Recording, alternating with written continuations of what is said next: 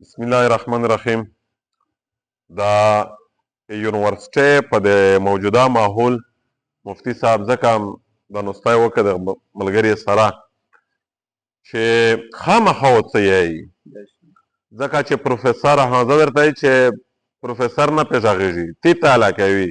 لیکچرار نه پې غږېږي بیا چې غوسه وشي بیا خو ځکه ورته چې we do not talk the professor and lecturer about the woman while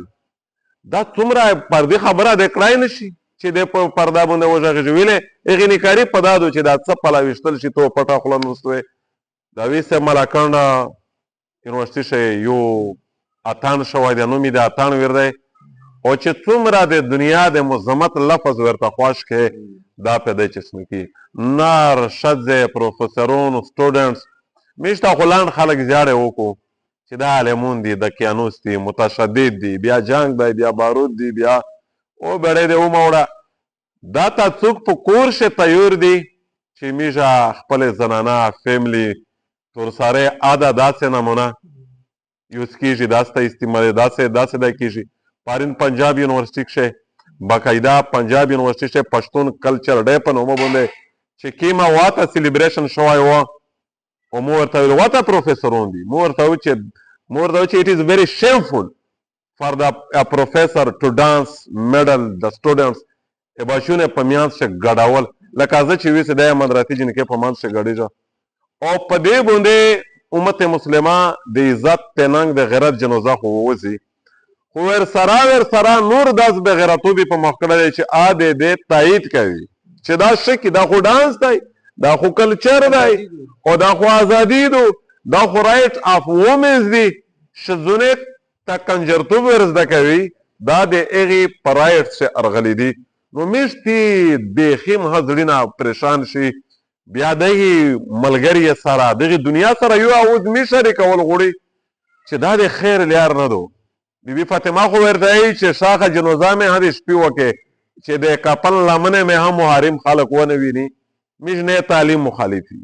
نه د ښځونو حقوق زغ موږ وټاوي تر ټولو نه په تور سره ډېر غمخوار میږي دیندارې مذهبي طبقه خو چونکې دا د وومن رایټس په نومه باندې دې حالت ته خبره ورسېده چې مادر پیدر آزاد معاشره دو دا شاید دومره رایج شه چې یو مربي یو استوزه یو لیکچرار دا جرأت کوي چې ډانس ورسره کوي اتن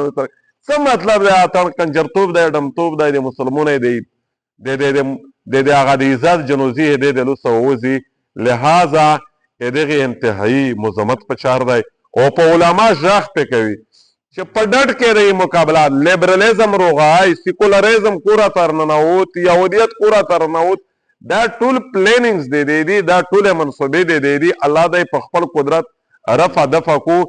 امیش خطر مقدور دا اوز دی چې د خپل مسلمانې ورنې سره یې شریکي چې یاره دا شاید میش د راتلونکي بچونه د فیوچر د مستقبل نسل کشی دو اخلاقی نسل کشی دو اخلاقی جنازه د مسلمانې د بچونه څومره لرنینګ انسټیټیوټ دی په دا په ټوله غږ کوي چې خدا را دا شي ته فکر وکړې داس وخت راون دی چې د خور د مور تمیز ورکشي که دا حالت خو په دارنګې وي نو د دغې ناظرینې نه باقاعده دغې مطالبه وه دا فقهي مجلس نه مې وروستی کوشش ته کوي که نه بلکل هغې قایل وي هغې ورکولی کوي خو دا څه چې راون دي که نه دنیا سره میږ دا غږ هغې راه راست خلک سره بدرګه کوي چې دا شنی عمل دی دا بونډې حرکت دی دا انتهایی د مذمت خبره دو او دا ته میږه په باده ویایي او دا ته لوړ نه د اسلام نه د پښتو نه د ننګ نه د غیرت یو شی دا ته نه ویایي بلکې دا د ټولې نه موره یو عمل دی او الله دا فتنې ورکړي الله دا فسادات ورکړي